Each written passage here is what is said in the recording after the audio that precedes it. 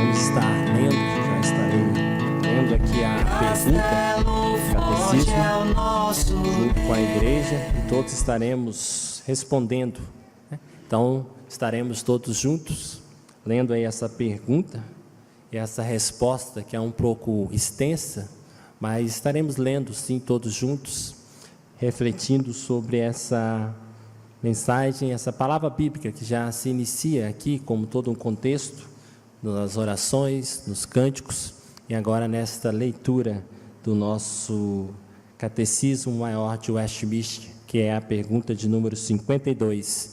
Então, estaremos todos juntos lendo e respondendo esta pergunta. A pergunta inicia assim: como foi Cristo exaltado na sua ressurreição?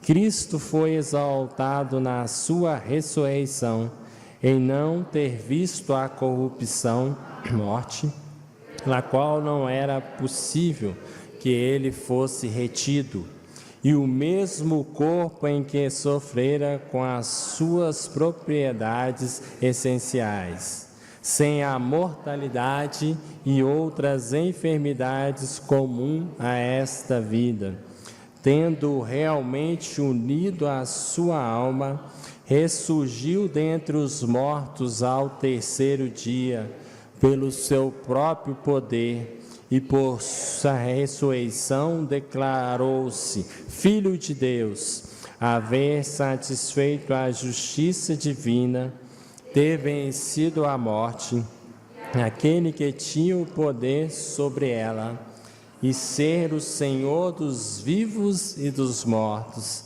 Tudo isto fez ele na sua capacidade representativa, como cabeça a sua igreja, para a justificação e vivificação dela na graça, apoio contra os inimigos, e para lhe assegurar sua ressurreição dos mortos no último dia. Uma exposição já do Evangelho, né? Podemos dizer aqui já as verdades bíblicas, aquilo que o Senhor tem e é a sua verdade. Irmãos, estaremos nessa noite expondo a palavra de Deus, reconhecendo mais uma vez a nossa imperfeição, mas reconhecendo que é o Senhor que nos traz aqui nesta noite, quanto a mim, quanto aos irmãos, e carecemos mais uma vez da iluminação do Santo Espírito, para que possamos falar segundo a sua palavra, e os irmãos possam ouvir segundo a palavra de Deus. Para isso eu convido os irmãos e abram sua Bíblia, a Epístola de Judas. O contexto que estaremos expondo hoje, pela graça de Deus, está em Judas, do versículo 1 ao versículo 4. Vamos estar iniciando essa epístola e temos entre elas o seguinte tema: a responsabilidade dos santos. Será o tema da nossa exposição em Judas nesta noite, Judas 1 até o 4. Estarei lendo, os irmãos podem estar me acompanhando. Judas, servo de Jesus Cristo e irmão do Tiago, aos chamados, amados em Deus Pai e guardados em Jesus Cristo, a misericórdia, a paz e o amor vos sejam multiplicados. Amados, quando empregava toda a diligência em escrever-vos acerca da nossa comum salvação, foi que me senti obrigado a corresponder-me convosco, exortando-vos a batalhardes diligentemente pela fé que uma vez por todas foi entregue aos santos. Pois certos indivíduos se introduziram com dissimulação, os quais deste mundo foram antecipadamente pronunciados para esta condenação. Homens ímpios que transformam em libertinagem a graça de nosso Deus e negam o nosso único soberano e Salvador, Jesus Cristo. Amém. Estaremos orando, irmãos. Santo Deus amado, nós clamamos ao Senhor mais uma vez a Tua graça e misericórdia sobre nós. reconhecendo que aqui há pecador, que aqui há um falho homem que é escolhido pelo Senhor e que necessita da graça, da misericórdia do Senhor nesta noite, para que continuemos a expor a Tua palavra com fidelidade, para que não falemos algo que venha de nós, das nossas próprias interpretações, mas algo que profundamente seja a verdade do Senhor Jesus Cristo. Porque reconhecemos que não é o nosso muito falar, reconhecemos que não são as nossas palavras, reconhecemos que o que transforma, o que nos conduz e o que guia os nossos passos é a Tua verdade. E a Bíblia, a palavra de Deus, é a Tua verdade. Por isso nos conduza na exposição destes versículos. Nos conduza, ó Pai, para que a começar em mim haja melhora, a começar em mim haja mudanças, transformações, reconhecendo o quanto cada dia mais precisamos, responsabilidades, ó Pai, diante do Senhor, diante da Tua palavra.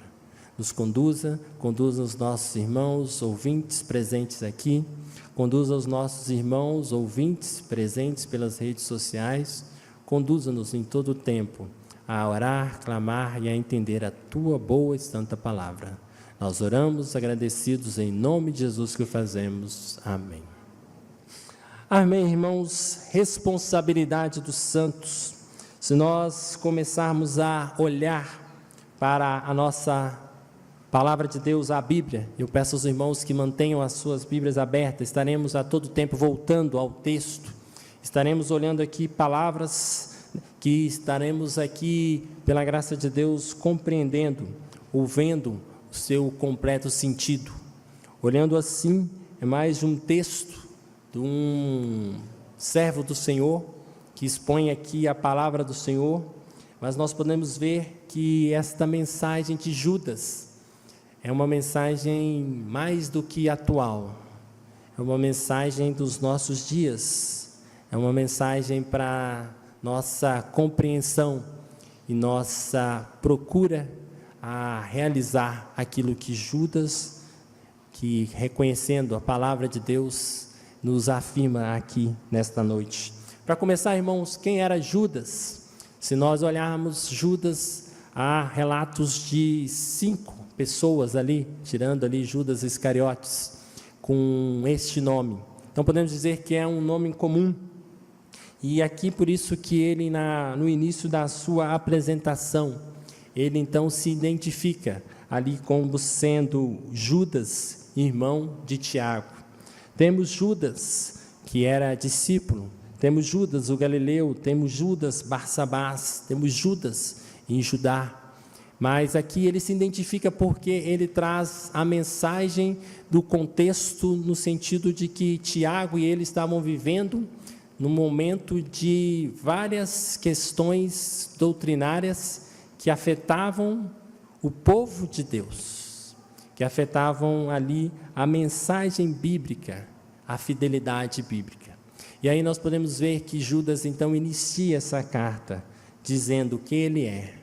E ao mesmo tempo, se nós olharmos todo este contexto de Judas, Judas irmão de Tiago, ele é meio-irmão de Jesus, assim como nos relata a palavra de Deus, ali em Mateus 13, 58.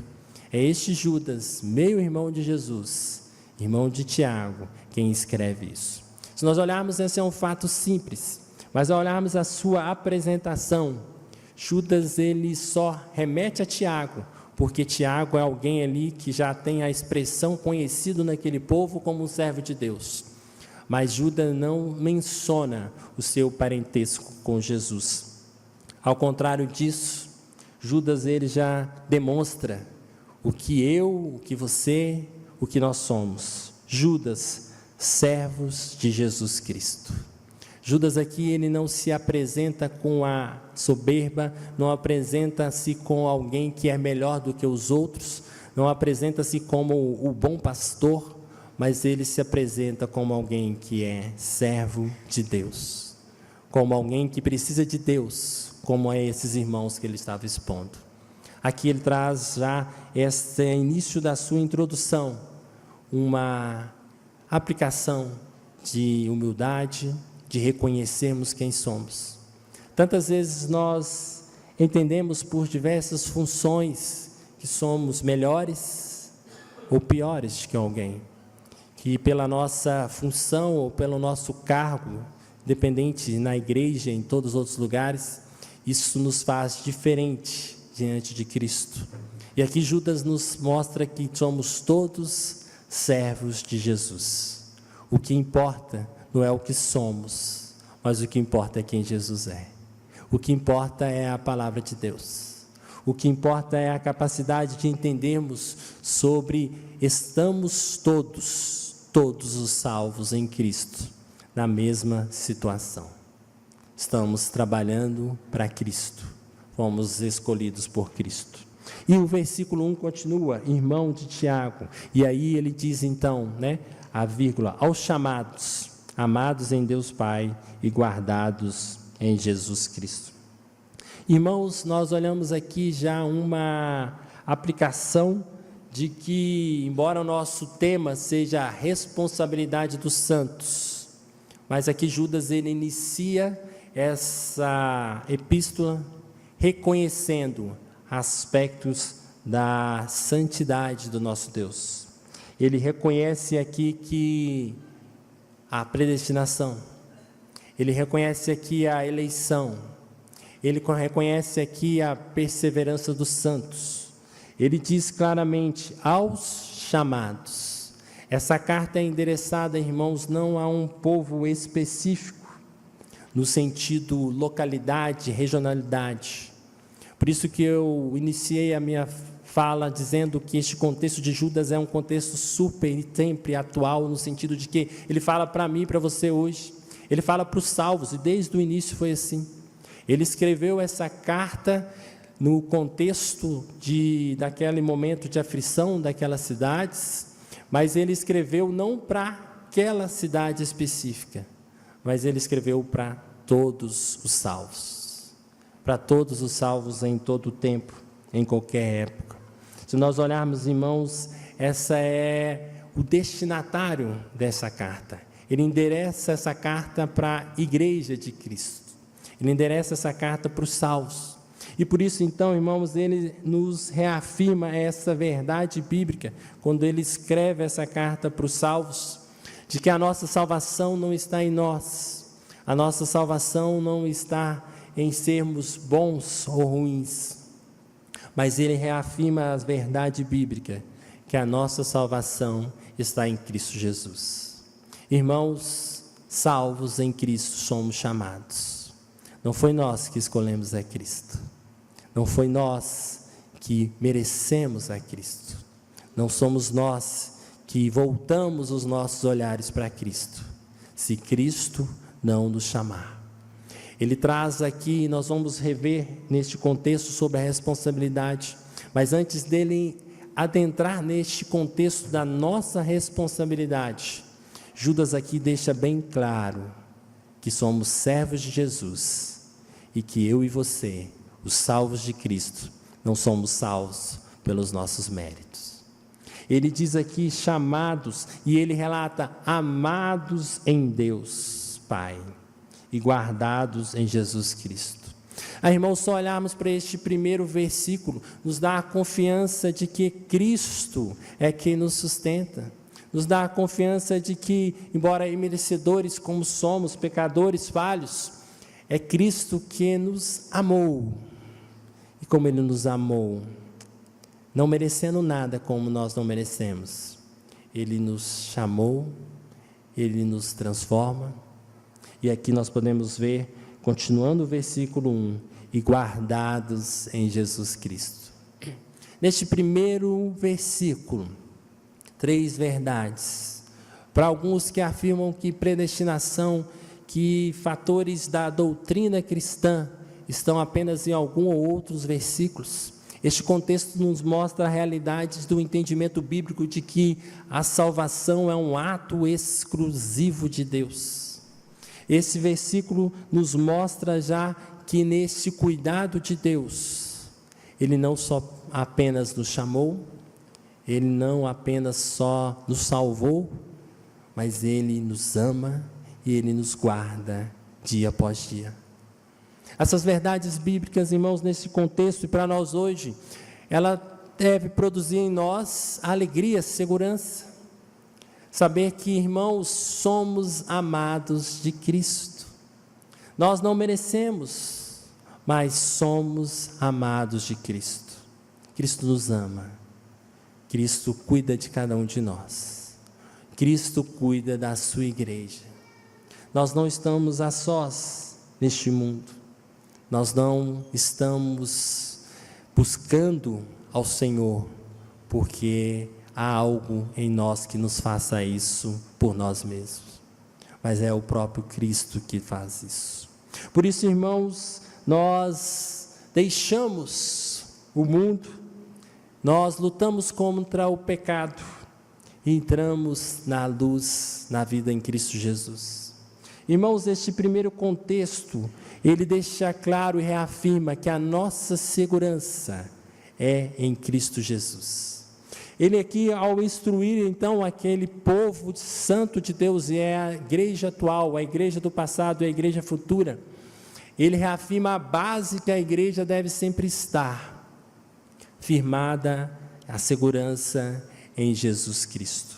Isso porque nós vamos ver este contexto de Judas, o contexto daquela época, era um contexto ali de que a igreja, os salvos de Cristo, eles estavam em momentos de perseguição, em momentos de dúvidas, em momentos de contradições bíblicas, em momento que as pessoas ofereceram àqueles irmãos salvos em Cristo algo que não era de Cristo.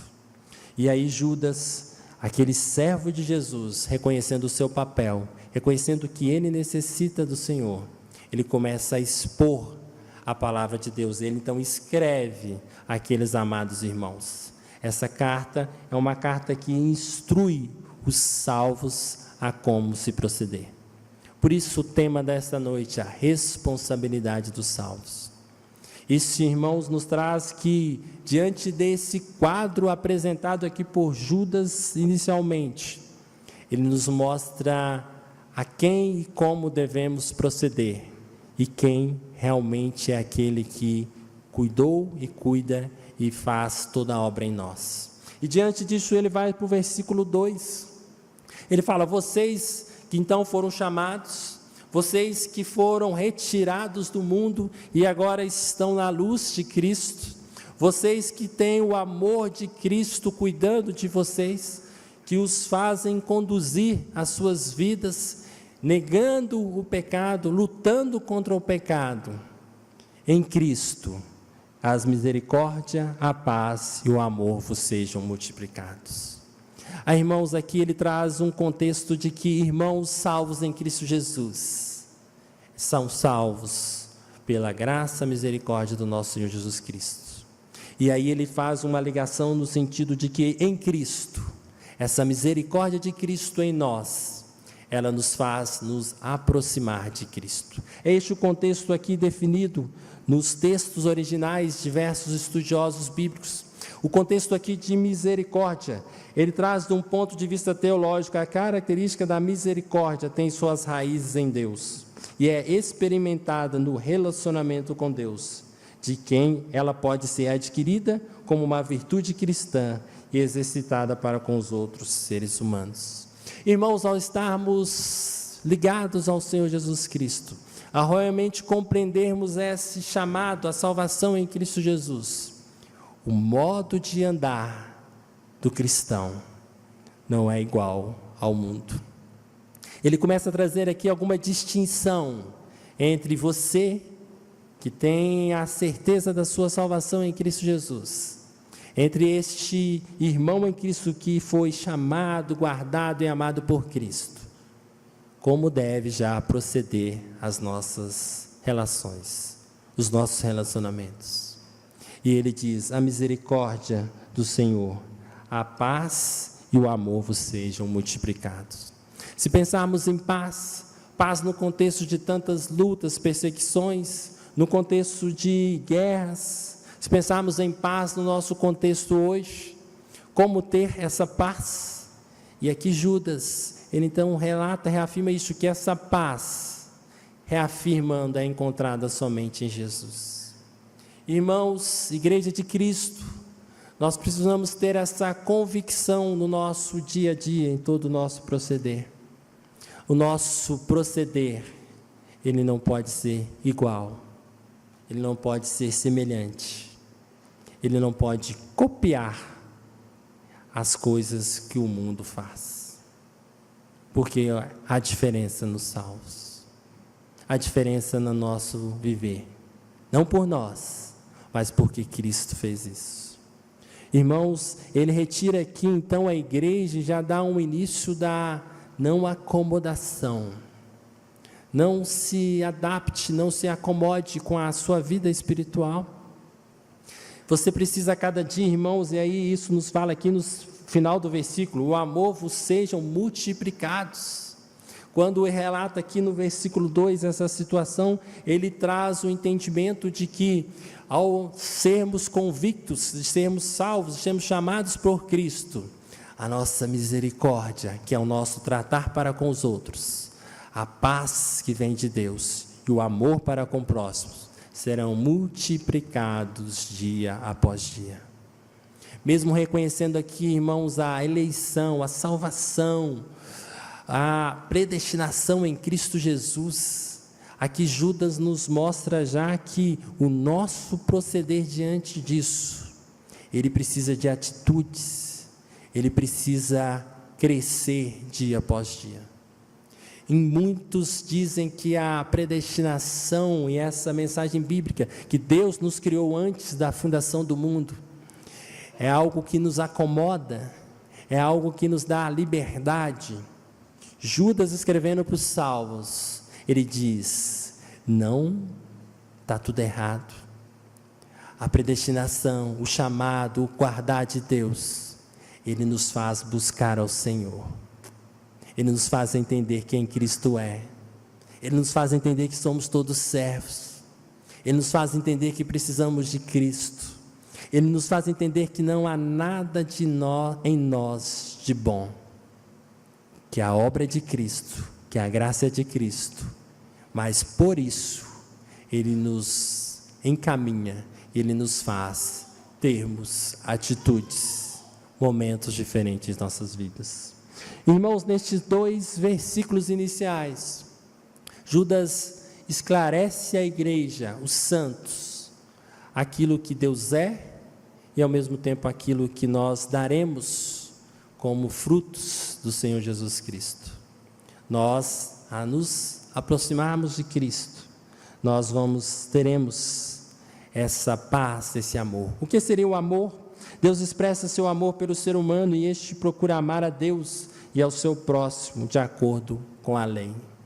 Irmãos, vivemos num tempo onde a própria Escritura nos afirma que o amor se esfriaria. Se nós olharmos às vezes para as nossas ações, o quanto às vezes não nos importamos com o próximo, o quanto não nos afligimos com as aflições do nosso próximo, o quanto às vezes estamos frios, indiferentes para tantas pessoas que não conhecem a Cristo, indiferentes para tantas mensagens e conteúdos que não são bíblicos, indiferentes para que a verdade de Cristo tem sido negada, tem sido distorcida, e faltando-nos o amor ao próximo, o amor a Cristo, nós nos acomodamos e não defendemos e não lutamos por essa verdade bíblica. Diante disso, então, Judas vai para o 3º versículo. Ele nos demonstra aqui, irmãos, que a razão dele escrever esse livro é porque havia muito perigo entre os salvos. Irmãos, entendam aqui que Judas escreveu este livro para os salvos. Ele não escreve aqui para um público ou outro mais diferente no sentido religioso, no sentido ético, mas no sentido de que ele escreve literalmente para os salvos em Cristo Jesus. Ele não está relatando aqui para os não salvos. Ele não está instruindo aqueles, neste contexto aqui, que ainda não foram alcançados pela graça de Deus. O primeiro versículo ele é muito claro e definido. Ele saúda aos chamados em Cristo. Então é algo que serve para a igreja de Cristo, para os salvos de Cristo. E por isso então ele escreve isso reafirmando para este público dos salvos em Cristo. Ele então destina um salvo daquela época? Não, ele destina a todos os salvos, em todos os tempos, em todas as épocas. E agora aqui no versículo 3, ele vai explicar a razão por que ele escreve essa carta. E nós podemos aqui encontrar algumas razões, e entre elas, encorajar os leitores a afirmarem sua fé. Alerta para os perigos das pessoas imorais que se inseriram em seu meio. Abre os olhos dos crentes para a vida e doutrina de seus adversários. Irmãos, ele reafirma a mensagem para os crentes, expressão amados. Se nós olharmos o versículo 3, ele se inicia, amados, quando empregava toda a diligência. No sentido amados, há uma tradução que diz, caros amigos. Então ele está no meio do povo de Cristo, na comunhão de Cristo, amando os irmãos em Cristo, tratando essas questões com o maior amor, a maior simplicidade, reconhecendo que estavam no meio de salvos. E ele então, com todo o amor, com toda a graça, ali expressando neste momento, ele diz, amados, que é, queridos irmãos, queridos amigos, reconhecendo tudo que nós já falamos acima, o chamado e como deve ser nosso proceder. Ele fala assim, quando empregava toda a diligência em escrever-vos acerca da nossa comum salvação, foi que me senti obrigado a corresponder-me convosco. Eu vou estar lendo partes por partes. Dá a ideia aqui, irmãos, de que o assunto inicial estava muito bom. O assunto inicial falava da graça de Deus, dos benefícios de Deus, falava sobre a confiança em Cristo. Mas aqui ele fala claramente que, quando ele falava sobre isso, ele foi então obrigado a corresponder-me convosco, exortando-vos a batalhardes. Irmãos, aqui ele nos traz que a acomodação no Evangelho de Cristo, que apenas nos deliciarmos com os benefícios da salvação, é algo que precisa às vezes ser trabalhado em nossas vidas, porque requer de nós, irmãos, atitudes para mantermos isso, e não uma simples acomodação da parte dos crentes. Ele diz aqui que, mostrando sim em toda a diligência, ele então estava empenhado assim em escrever desta salvação em Cristo Jesus, mesmo sendo bom falar da graça de Deus da salvação que eles compartilhavam. As circunstâncias fizeram que ele tivesse que mudar o conteúdo. Aqui, irmãos, mostra que a mensagem bíblica, ela vai direto ao ponto no sentido de que atende à necessidade e às expectativas ali da realidade de cada situação.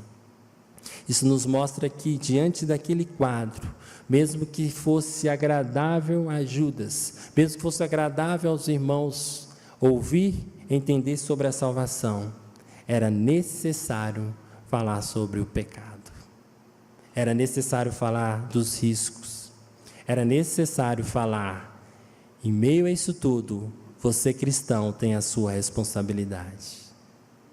Cristo não te chamou para ficar acomodado, Cristo não te chamou para não lutar pela verdade bíblica, Cristo não te chamou, não nos chamou para acomodar diante das investidas do mundo.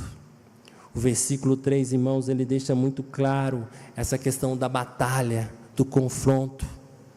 Ele deixa claro que, irmãos, diante das ofensas contra o evangélico, no sentido de as falsas doutrinas, as heresias, as sugestões malignas para aquela igreja, elas não deveriam ser aceitas, não deveriam ser ignoradas, mas deveria haver um combate na firmeza da fé em Cristo Jesus. Judas está dizendo: irmãos em Cristo, não aceitem pacificamente as inverdades bíblicas que relatam em vossos meios. Irmãos, isso não é no nosso contexto que nós vamos sair brigando com todo mundo. Claro que não. Mas é no contexto, irmãos, de que não podemos concordar com o que o mundo prega. Não podemos concordar com o relativismo. Não podemos concordar que não há verdade. Não podemos concordar que é tudo a mesma coisa. Não podemos concordar, irmão, que cada um escolhe sua preferência. Eu quero ser e escolhe aquilo que quer ser. Isso aqui nos mostra, irmãos, que as verdades bíblicas, elas precisam ser reafirmadas. E aqui no contexto de Judas, irmãos, que ele quer trazer dentro do nosso tema, Jesus escolheu quem para trabalhar para ele, para lutar por ele? Foi os salvos, irmãos. Nós às vezes esperamos do mundo, nós esperamos que o mundo pare de nos agredir, nós esperamos que o mundo pare de nos oferecer aquilo que não presta, mas nós esquecemos que esta é a função do mundo. Se olharmos nas questões de sua funcionalidade, o mundo faz aquilo que lhe é proposto: destruir, matar, roubar, relativizar, trazer no meio da igreja sugestões, ideias que distorçam o evangelho. Tudo pode, tem nada a ver, isso é do passado. E Judas aqui então, ele nos mostra a centralidade em Cristo, mas Cristo escolheu os salvos, irmãos.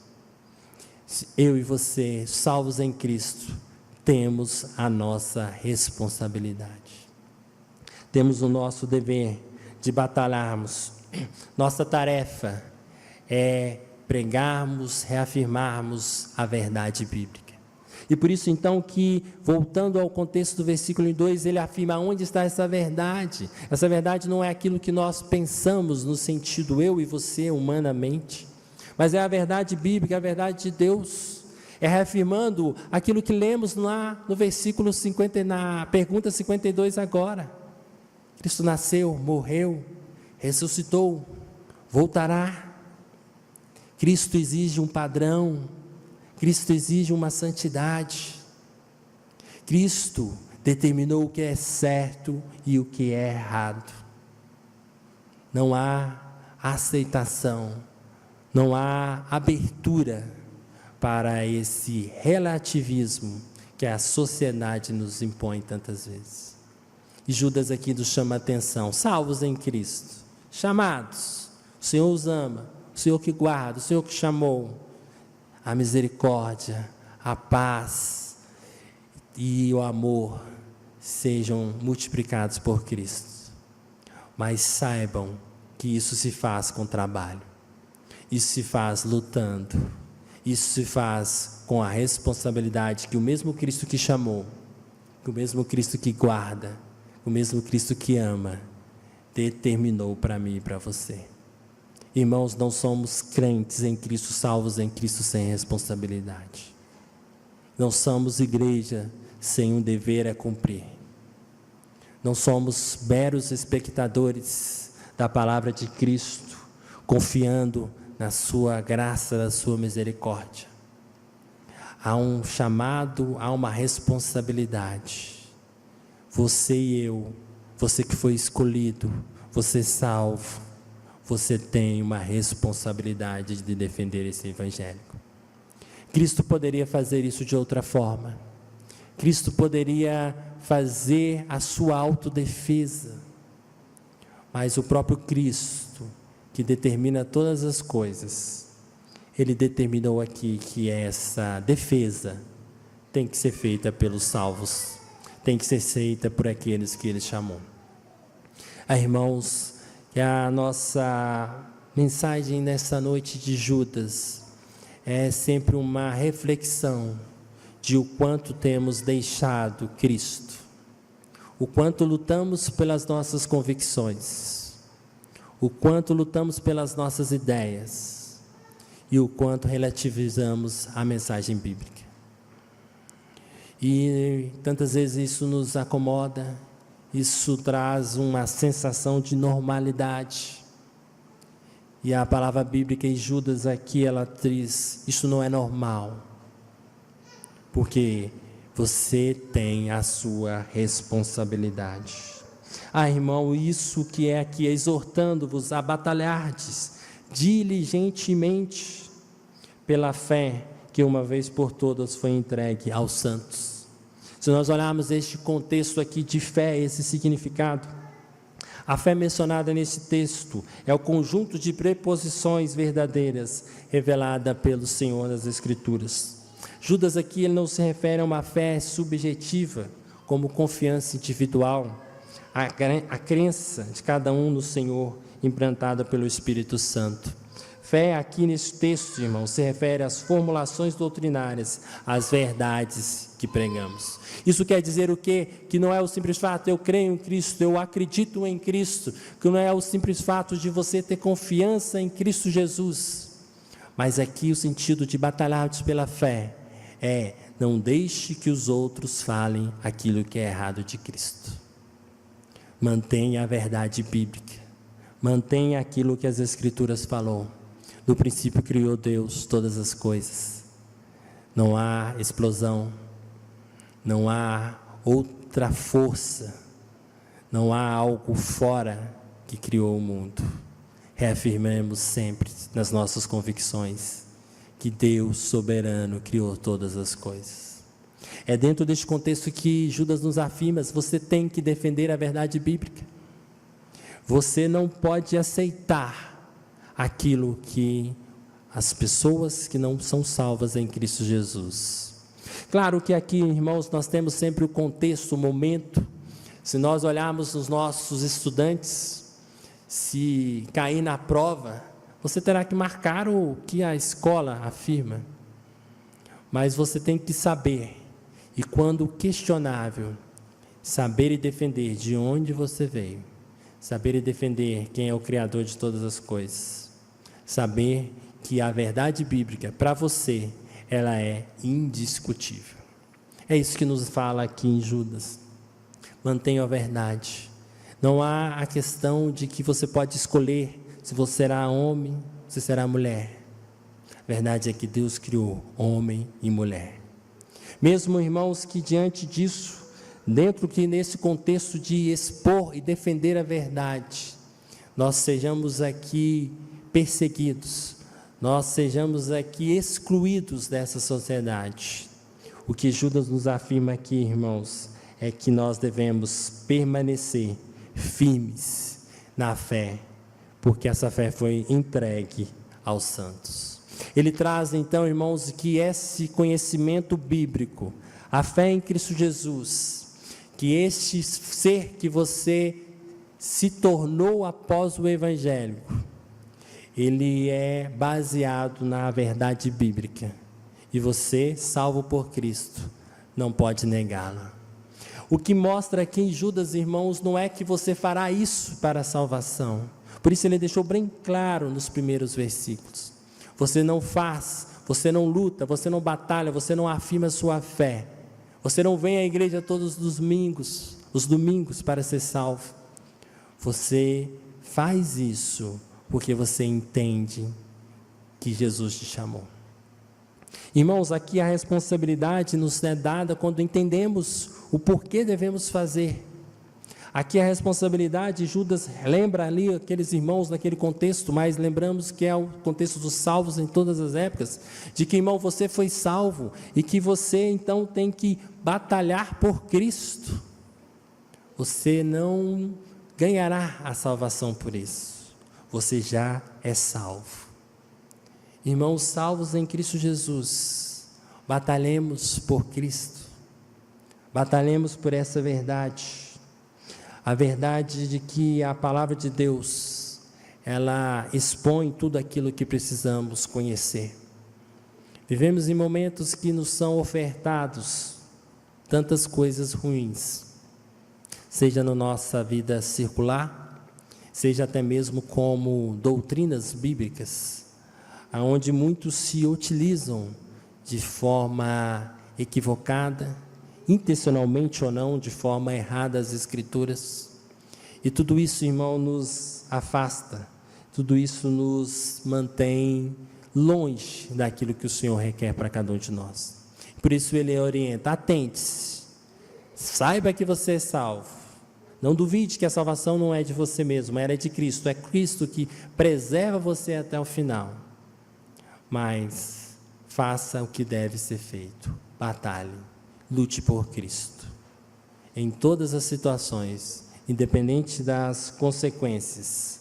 Essa fala, repito, é uma fala para salvos em Cristo. Ele não está aqui reafirmando que o não crente tem que lutar, porque o não crente, o não salvo em Cristo Jesus, nunca lutará por Cristo. Somente os salvos lutam por Cristo.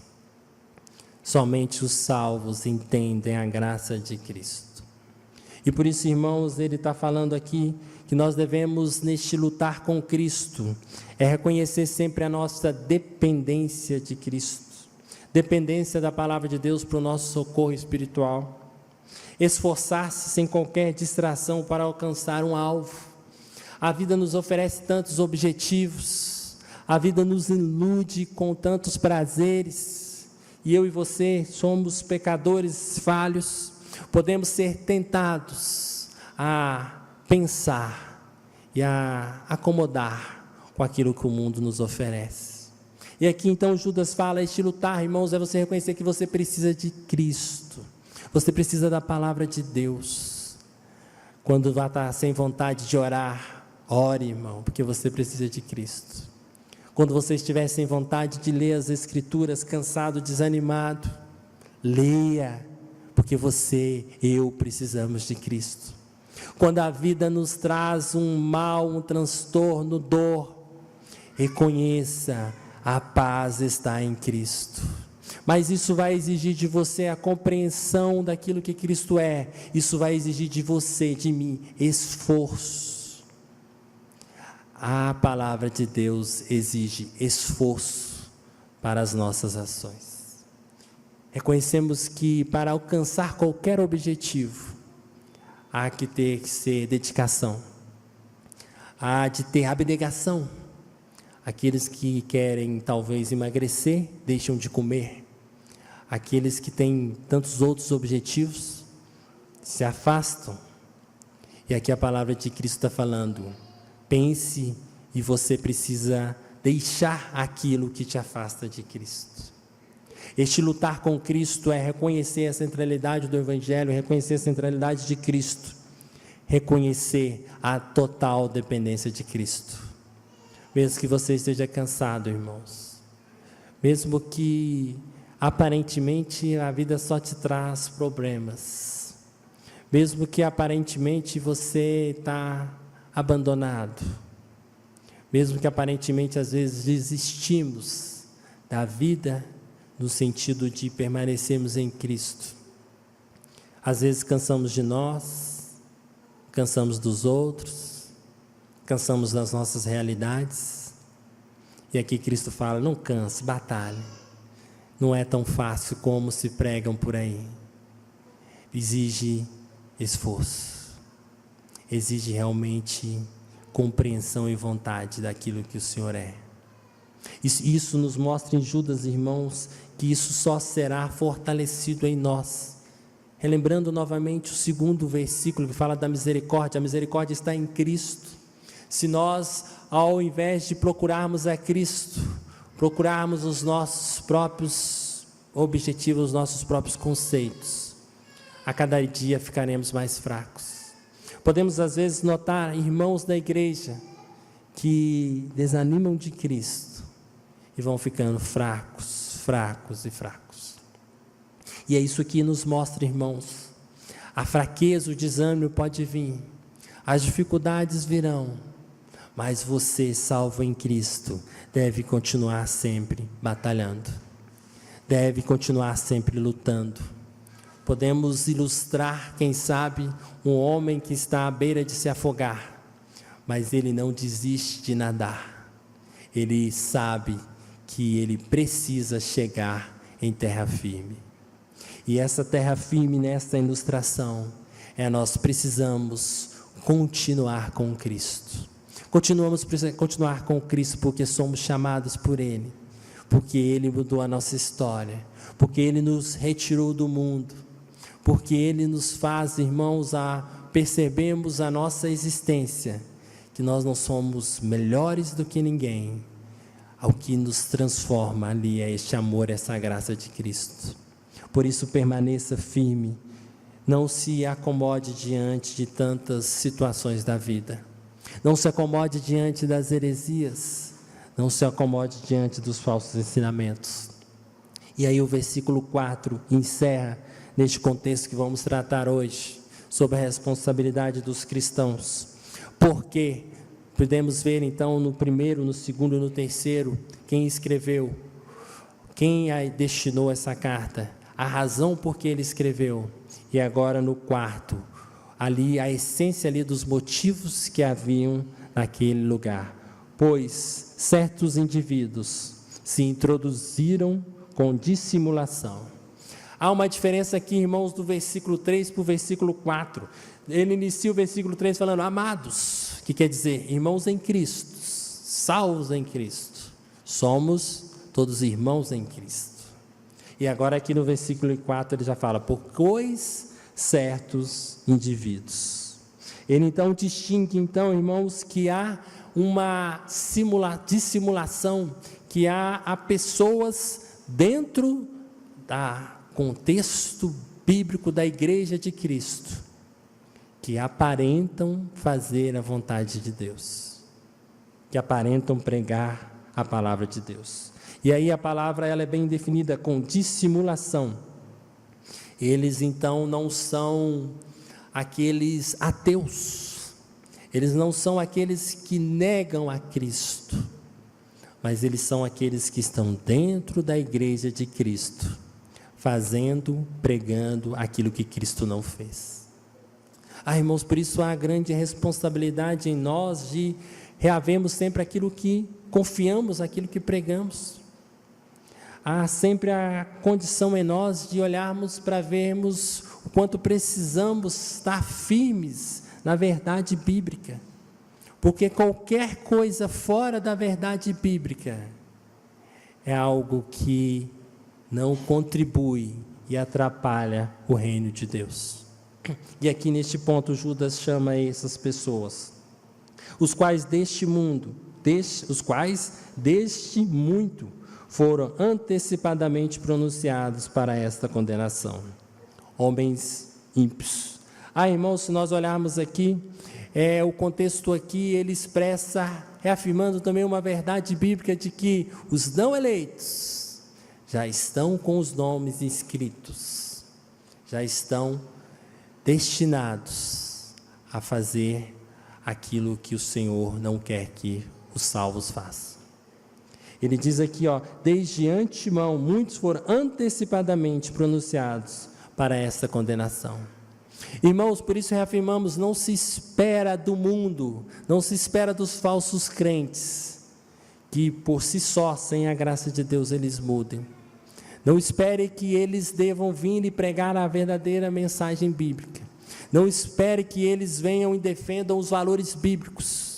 Judas está falando aqui, eles não vão fazer isso, porque antemão já estão condenados. Eles estão aí no meio ímpios para destruir, para provocar divisão, para convocar males, para trazer problemas. E aí ele reafirma então, irmãos, homens ímpios, e aí ele fala que transformam em libertinagem a graça do nosso Deus. E aí nós podemos dizer, irmãos, o que é isso, libertinagem? Libertinagem, irmãos, ele indica que eles entram na igreja cristã ao reconhecer a existência de Deus, mas sua conduta pessoal demonstra iniquidade, pois esses homens pensam que a graça de Deus lhes permite entregar-se à liberdade sexual desenfreada. Ele usa aqui o texto sexual desenfreada, mas nós podemos dizer que é uma liberdade de que eu posso fazer o que eu quero, eu posso fazer tudo, que não há limites, reafirmando a conduta inicial de que não há certo e de que não há o errado.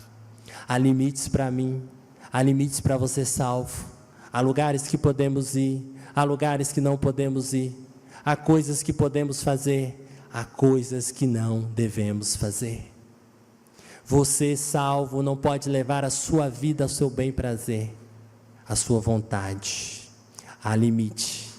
E ele diz aqui que esses ímpios, aqueles que não são salvos, eles transformam tudo o que Cristo fez no meio da igreja numa libertinagem, aonde que importa são os seus desejos, aonde que importa é a sua vontade, aonde que importa é a sua realização. Temos assim até em muitos cultos por aí, aonde que a pessoa vai ao culto, mas o culto tem que lhe agradar. Onde a pessoa vai ao culto e o culto tem que ser de uma forma que ela sinta bem. Mas o culto é para Deus. Não somos nós que temos saído aqui agradáveis no sentido do culto. É Deus que se agrada do culto. E essas pessoas então, no meio da igreja, no meio do povo de Deus, começam a libertinagem, a ignorar a graça de Deus e fazem aquilo que não deve ser feito. E Judas está falando aqui, cuidado, salvos. Eles não se declaram, eles não estão figurados como anticristos, mas eles se assemelham a Cristo. Eles se assemelham aos salvos, mas eles fazem aquilo que um salvo não faz. Eles fazem aquilo que a igreja de Cristo não deve fazer. Não se entregue, não se iluda com o mundo. Muitas vezes iludimos com o mundo oferece tantas coisas, tantos prazeres, mas a palavra de Deus nos afirma que o mundo e todas essas situações terão o seu fim, terão o devido agir e a devida justiça de Deus. E encerrando, irmãos, ele termina assim, negam o nosso único soberano e Senhor Jesus Cristo.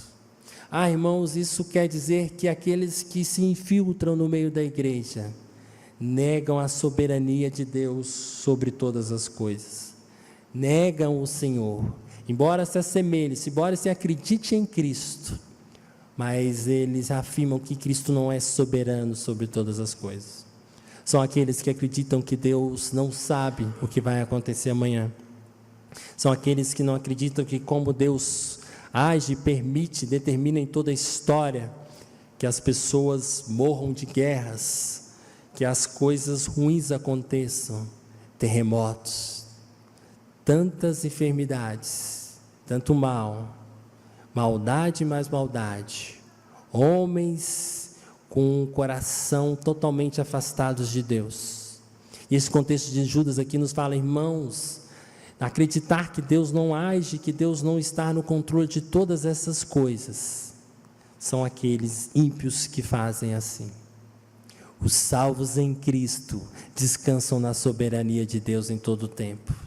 Os salvos em Cristo reconhecem que, mesmo que não entendemos a história, mesmo que não entendemos o sofrimento, mesmo que não entendemos as desilusões da vida, mesmo que não entendemos o porquê não podemos fazer tantas coisas, o nosso Deus é soberano sobre todas essas coisas. O nosso Deus está no controle de todas as coisas.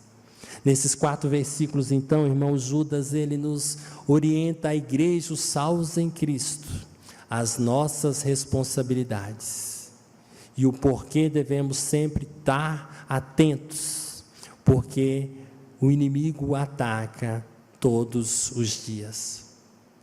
O inimigo não descansa, o inimigo não dorme, o inimigo está a todo tempo tentando desviar a sua igreja. tentando fazer com que nos acostumamos com todas as situações que nos são impostas pela vida, pelas distorções bíblicas. Irmãos, eu termino assim com uma frase de um teólogo holandês do século XIX. Ele é Abraham Kuyper, e ele afirma assim: não há uma polegada sequer de todas as áreas de vida sobre a qual Cristo não tenha dito: isto me pertence. Deus controla todas as coisas. Deus é soberano sobre todas as coisas.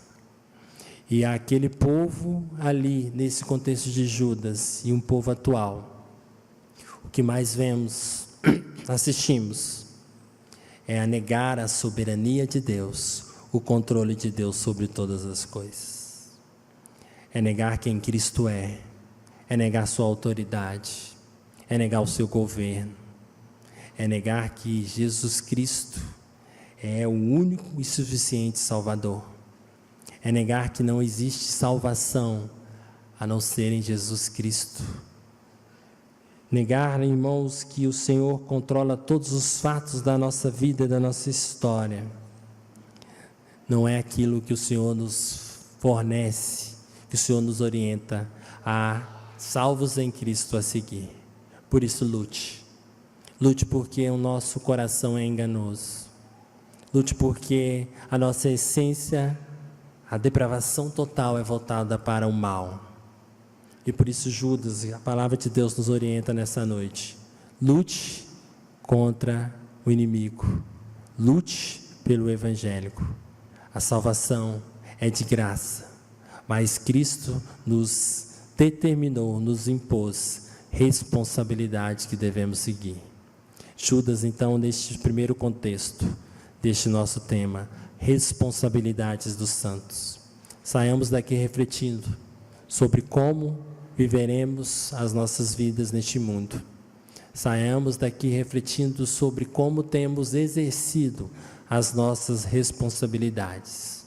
Saiamos daqui refletindo como salvos de Cristo que eu sou, como tem sido o meu proceder, a minha misericórdia, a paz, o amor, como tem sido o meu testemunho, como tem sido aquilo que eu afirmo, como tem sido aquilo que os outros pensam de mim, como eu tenho testemunhado e afirmado Cristo através do Evangelho, porque esta é a minha função no mundo, glorificar a Cristo, pregar a Cristo, viver com Cristo até que Ele volte ou até que Ele nos chame.